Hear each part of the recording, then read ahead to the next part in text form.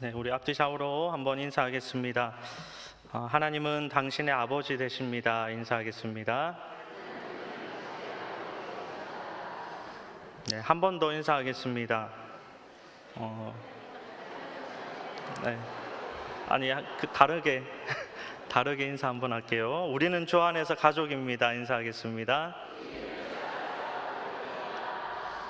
아멘. 오늘 말씀의 제목이 여러분 무엇입니까? 호부호영을 허락하노라입니다. 어디서 많이 들어본 말이죠. 이 호부호영이라는 말은 홍길동전에 나오는 말입니다. 여러분 무슨 뜻입니까? 부를 호, 아비부, 형형. 아버지를 아버지라 부르고 형을 형이라 부르는 것을 말합니다. 예전에 제가 개그 프로를 본 적이 있는데요. 저는 보통 TV를 틀면 개그 프로를 봅니다. 다른 여행이나 개그 프로를 보는데 먼저 앞에 내용이 홍길동전 내용과 같습니다. 제가 그 내용을 먼저 읽어드릴게요. 홍길동은 조선 세종 시절에 이조 판서 홍공의 서자로 태어납니다. 홍공의 본부인이 아닌 첩의 아들로 태어난 홍길동은 아버지를 아버지라 부르지도 못하고 형을 형이라 부르지 못하는 아픔 속에 살아갔었습니다. 세월이 지나 홍길동은 큰 꿈을 품고 이제 가족을 떠납니다. 길을 떠나기 전에 그는 홍공을 찾아가 마지막 하직 인사를 드리며 홍길동이 홍공에게 말합니다. 여러분 뭐라고 말합니까? 아버지를 아버지라 부르지 못하고 형을 형이라 부르지 못하니 어찌 큰 일을 하겠습니까? 그러자 홍공이 홍길동을 불쌍히 여겨서 대답을 합니다. 뭐죠? 오늘 말씀의 제목입니다. 뭐죠? 호부호영을 허락하노라. 이제 여기서부터 개그 프로 내용이 시작됩니다. 그런데 왜인지 다시 홍길동이 말을 합니다. 하지만 아버지를 아버지라 부르지 못하고 형을 형이라 부르지 못하니 어찌 큰 일을 하겠습니까? 다시 홍공이 이상하다는 듯이 말을 합니다. 호부호영을 허락한다고 하지 않았느냐? 그런데 이상하게도 또다시 홍길동이 홍공에게 말합니다. 하지만 아버지를 아버지라 부르지 못하고 형을 형이라 부르지 못하니 그게 무슨 소용이 있겠습니까? 계속 반복하는 거예요. 이렇게 반복되는 개그가 저는 너무나 재밌었습니다. 개그이지만 여기 홍길동이 알지 못한 것이 있습니다. 여러분 무엇입니까? 호부호영의 뜻. 그가 그토록 원했던 호부호영의 뜻을 몰라서 아버지를 아버지라 부르지 못하고 형을 형이라 부르지 못하는데 무슨 소용이 있겠습니까? 아버지가 대답합니다. 호부호영을 허락하노라. 하지만 아버지를 아버지라 부르지 못하고 성도 여러분, 어쩌면 이 이야기가 저와 여러분의 이야기인지도 모르겠다라는 생각을 했습니다.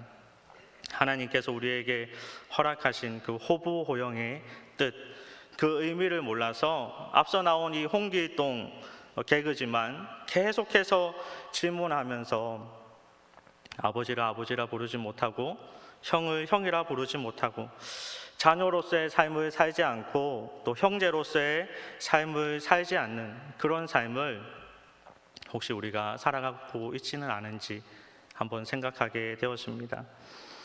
하나님께서 허락하신 하나님의 자녀, 그리고 그 자녀됨의 모습, 우리가 형제됨을 허락받았는데도 여전히 하나님께 질문하고 또 질문하면서 내 위치와 내 신분과 내 존재를 알지 못하는 그런 삶, 저와 여러분의 모습 가운데서는 그런 모습이 없습니까? 오늘 본문 말씀 중에 12절, 13절은 우리가 너무나 잘 아는 말씀입니다. 요한복음 1장 12절, 13절 우리 다 같이 한번 읽겠습니다.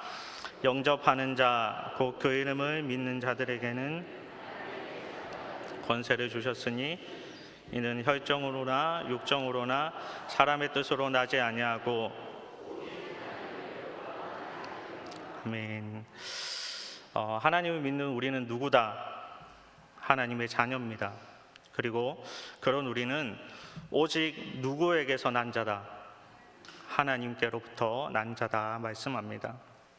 오늘 이 말씀을 통해서 우리는 두 가지를 꼭 기억했으면 좋겠습니다.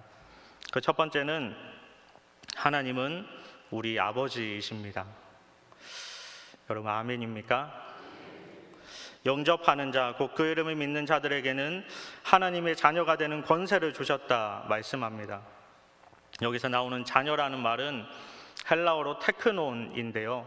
이 테크논은 자녀라는 뜻이고 유사한 의미로 사용되는 휘오스라는 헬라어가 있습니다. 이 휘오스는 상속자라는 뜻입니다. 즉 우리가 하나님의 자녀로서 하나님의 상속자가 된다라는 것입니다.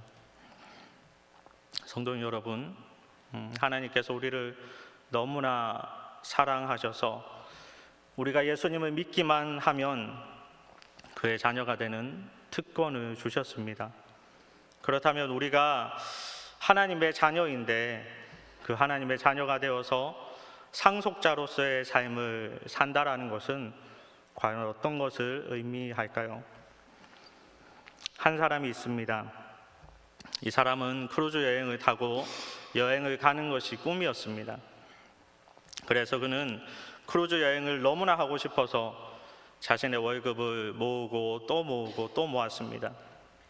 그리고 드디어 크루즈 여행을 타고 여행을 할 수 있게 됩니다. 그런데 그에게 또 다른 문제가 있습니다. 배삭이 너무 비쌌기 때문에 여행 중에 먹을 음식 살 돈이 전혀 없었습니다. 하지만 그의 꿈이 크루즈 여행을 타는 것이었습니다.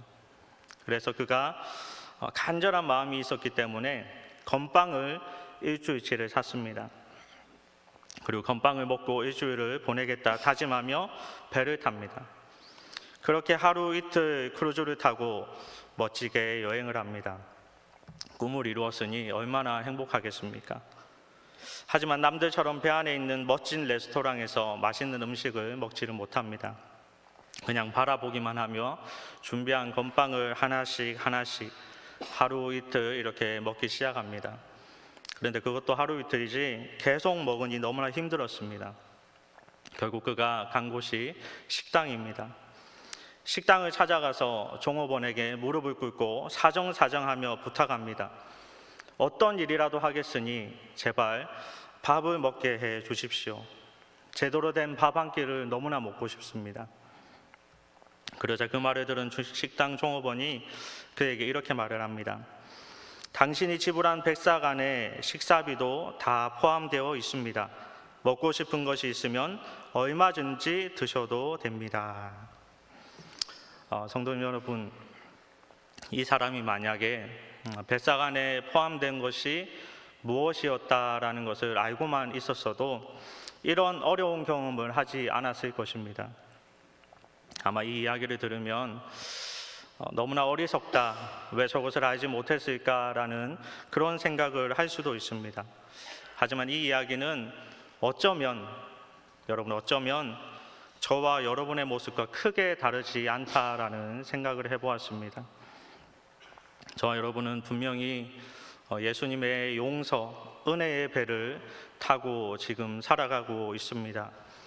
그리고 그 배 안에서 하나님의 상속자로 수많은 특권을 부여받았습니다. 그런데 우리는 지금 하나님의 상속자로서 특권의 삶을 누리지 못하고 건빵만 먹으며 세상에 무릎을 꿇고 사정하며 온전히 누리지 못하는 그런 인생을 우리가 살아가고 있다라는 것입니다. 혹시 나는 예수님을 믿지만 아직도 죄는 용서받지 못했다 생각하면서 여전히 죄라는 바닷속에서 허우적거리며 살아가는 성도님들이 있습니까? 혹시 이미 치유해 주신 내 과거의 상처들, 그것을 여전히 잊지 못해서 그 상처의 아픔을 꺼내고 또 꺼내서 원망과 불평과 두려움 속에서 살고 있지는 않습니까? 혹시 세상의 고민과 걱정에 흔들리고 물질의 문제, 자녀의 문제, 직장의 문제를 가지고 여전히 자유하지 못하고 낙심하면서 절망하면서 살고 있지는 않습니까? 이사야 53장 5절에 이렇게 말씀합니다. 다 함께 읽겠습니다. 그가 찔림은 우리의 허물 때문이요 우리의 죄악 때문이라.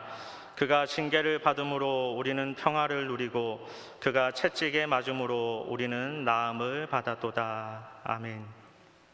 여러분, 이 말씀을 믿으시기 바랍니다. 우리가 바로 우리 하나님께서 너무나 아끼고 사랑하는 자녀임을 믿으시기 바랍니다. 그 자녀로서 우리가 어떻게 살아가야 되는지 마태복음 7장 7절에서 10절에 이렇게 말씀합니다. 구하라 그리하면 너희에게 주실 것이요 찾으라 그리하면 찾아낼 것이요 문을 두드리라 그리하면 너희에게 열릴 것이니 구하는 이마다 받을 것이요 찾는 이는 찾아낼 것이요 두드리는 이에게는 열릴 것이니라. 너희 중에 누가 아들이 떡을 달라 하는데 돌을 주며 생선을 달라 하는데 뱀을 줄 사람이 있겠느냐. 아멘. 성도 여러분, 사는 것이 넉넉하지 않고 힘드신 경험이 있습니까? 우리 하나님께서 가지고 계신 것에 대해서 구하고 찾고 두드리는 그런 상속자의 삶을 살아가시기를 바랍니다. 혹시 내 인생은 왜 이럴까? 나는 왜 남들과 같지 않을까?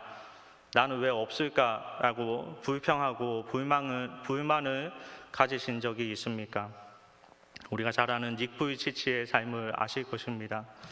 사지가 없는 사람입니다. 하지만 그는 수많은 사람들에게 희망을 주는 기쁨의 소식을 전하는 삶을 살고 있습니다.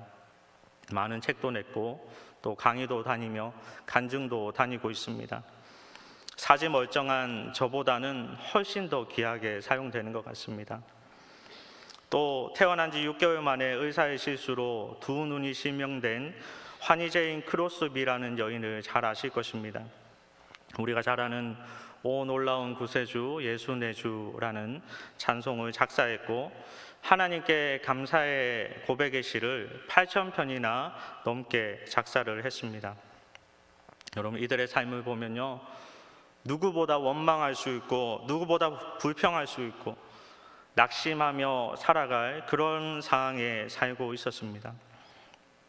하지만 이들은 자신의 가진 그 어려움에 낙심하거나 좌절한 것이 아니라 이런 모습 가운데서도 나를 사랑하시는 그 하나님을 바라보았습니다.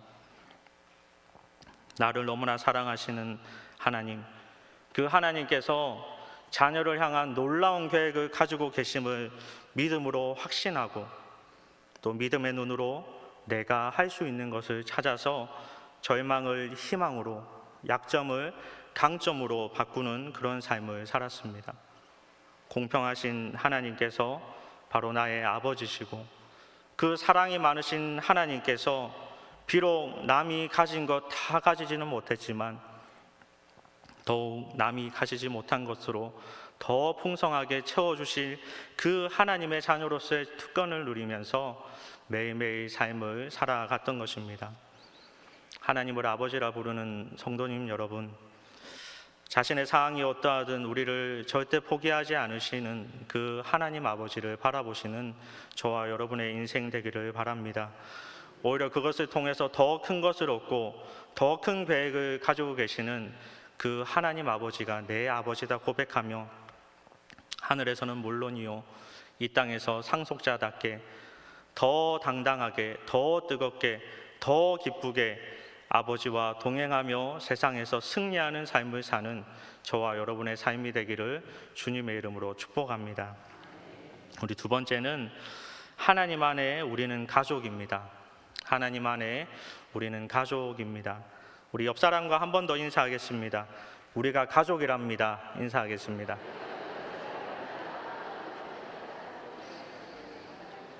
네.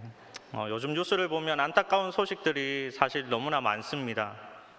자녀가 부모에게, 또 부모가 자녀에게, 형제가 형제에게 해서는 안 되는 말과 행동으로 많은 이슈가 되고 또 뉴스에 나올 때가 있습니다. 성도님 여러분, 가족은요 그러면 안 되는 것입니다. 아무리 세상이 바뀌고 아무리 기준이 바뀌더라도 가족은 그래서는 안 되는 것입니다. 하나님은 분명히 우리를 가족이다라고 말씀을 하십니다. 먼저는 가정, 작은 가족 공동체, 가장 먼저 이루는 가족 공동체입니다. 그 또 하나는 지금 여기 계신 우리 잠실교회 공동체, 가족 공동체가 바로 그것입니다. 내 가정과 우리가 섬기는 이 교회 속에 모든 성도들이 하나님 안에서 형제요, 자매요, 가족이라는 사실을 여러분 기억하시기를 바랍니다. 교회의 머리는 예수님이다라고 말씀을 하죠. 또 교회의 몸은 바로 저와 여러분 우리 지체다라고 말씀을 합니다. 고린도전서 12장 21절에 보면 눈이 손더러 내가 너를 쓸데없다 하거나 또한 머리가 발더러 내가 너를 쓸데없다 하지 못한다라고 말씀합니다. 또 25절에 보면 몸 가운데서 분쟁이 없고 오직 여러 지체가 서로 같이 돌보게 하셨다라고 말씀을 합니다. 무슨 말입니까? 우리 믿는 사람들은 서로가 쓸데없다 말하지 못하고 무시하지 못하고 더 나아가서 하나가 되어 서로 돌보아야 된다. 누구 하나 버릴 것 없이 서로 돌보아야 하는 가족이 바로 우리 성도들이라는 것입니다. 간혹 교회에 봉사하고 또 서로 교제하다 보면 여러분 마음 상하는 일이 왜 없겠습니까? 저도 때로는 있습니다. 우리 교구 식구들은 아닙니다. 네, 오해하지 마시기 바랍니다. 왜 없겠어요? 교회 일을 하고 또 여러 부분에서 섬기고 또 예배드리고 또 교제하다 보면 분명히 마음이 상하는 일들이 분명히 있습니다. 그런데 잘 생각해 보면 우리 가정 안에 남편과 아내가 또 그 안에 형제가 또 부모 자식 간에도 의견이 안 맞습니다. 또 마음에 안 드는 부분이 분명히 있습니다. 가정보다 훨씬 더 큰 공동체인 교회 안에서 그런 일이 일어난다는 것은 어쩌면 당연한 일이다라고 생각을 해야 한다는 것입니다. 어떻게 내 마음에 내 입맛에 이 큰 공동체가 다 맞을 수 있겠습니까? 그것은 욕심이죠. 그러니 그렇다고 해서 서로 간에 원수지간이 되거나 말도 하지 않는 남처럼 생각하는 것은 반드시 없어져야 된다는 것입니다. 그리고 우리 잠실교회 안에 여러분 아시죠? 매주 새가족이 옵니다. 매년 엄청난 수의 새가족이 몰려옵니다. 그것은 정말로 축복입니다. 그 새가족이 왔을 때 또 누군가 어려움을 당했을 때 나와는 아무 상관이 없는 듯 관심도 가지지 않고 기도도 하지 않는다면 너무나 안타까운 일이겠죠. 그것은 가족의 모습이 아닌 것입니다. 문득 이 말이 떠올랐습니다. 사랑이 없는 교회는 아무것도 없는 교회다. 그리고 이 말 들어보셨어요? 사랑이 없는 교회는 아무것도 없는 교회다. 혹시 들어보신 분 있습니까? 제가 혹시 이게 갑자기 문득 떠올라서 검색을 해봤거든요. 누가 말했을까 하고 검색을 해봤더니 지금 검색하셔도 돼요. 아무도 말을 안 했더라고요. 왜 이 말이 떠올랐을까? 그럼 이 말을 누가 한 거죠? 네, 제가 한 거예요, 제가. 사랑하는 성도님 여러분, 잠실교회가 사랑이 넘치고 이해가 넘치고 화해가 넘치는 믿음의 가족 공동체가 되기를 주님의 이름으로 축복합니다. 하나님 안에 우리는 가족으로 서로 사랑하고 기도하고 위로하고 또 힘이 되어서 그 안에 위로가 넘치는 그런 잠실교회 되기를 주님의 이름으로 다시 한 번 더 축복합니다. 말씀을 정리하겠습니다. 저와 여러분은 믿음으로 호부 호영을 허락받았습니다. 먼저 호부, 우리가 하나님의 자녀된 자로서 상속받은 것을 마음껏 누리며 남은 인생을 살아가시기를 바랍니다. 또한 호형, 우리가 섬기는 교회 안에 모든 성도가 가족임을 기억하면서 서로 사랑하고 위로하고 힘이 되고 기도하며 그리스도의 사랑의 향기로 가득한 그런 행복한 잠실교회를 만들어 가시기를 주님의 이름으로 축복합니다. 가끔 거리를 걷다 보면 마주치는 가족들이 있습니다. 자녀와 부모, 또 형제들을 보게 되고 또 할머니와 할아버지와 또 손주들을 보게 됩니다. 너무나 많이 닮았어요. 누가 봐도 가족이고 누가 봐도 손주고 누가 봐도 형제입니다. 너무나 신기할 때도 있습니다. 저도 아들과 딸이 있습니다. 제 아들과 딸은 누구를 닮았겠습니까? 저와 제 아내를 닮았겠죠. 이것은 유전의 법칙에 의해서 닮을 수밖에 없는 것입니다. 애가 누굴 닮아서 그래? 애가 누굴 닮아서 그래? 누굴 닮았죠? 우리를 닮은 거죠. 또 사랑하면 닮는다라는 이야기가 있습니다. 사랑하는 여러분, 우리가 바라보는 분이 아버지 하나님일 때, 우리가 대화하는 분이 아버지 하나님일 때, 우리가 너무나 사랑하는 분이 아버지 하나님일 때 우리는 그 아버지를 닮게 됨을 믿으시기 바랍니다. 식구라는 말이 있죠. 식구. 한 집에서 함께 살면서 끼니를 같이 하는 사람입니다. 바로 우리 잠실교회 안에서 같은 영의 양식을 먹으며 함께 신앙생활하는 우리가 가족이며 식구입니다. 하나님을 아버지라 부르고 형제를 형제라 부르는 호부호양을 허락하신 또 명령하신 하나님을 기억하며 믿으며 잠실교회 모든 성도가 남은 인생을 살아갈 때 주 안에서 오순도순 행복하게 살고 또 아버지께서 이미 준비해 주신 그 재산들을, 재능들을 마음껏 누리면서 이 땅에서 더 뜨겁게, 더 기쁘게, 행복하게 남은 인생을 자유하며 감사하며 살아가는 저와 여러분 모두가 되기를 주님의 이름으로 간절히 축원합니다.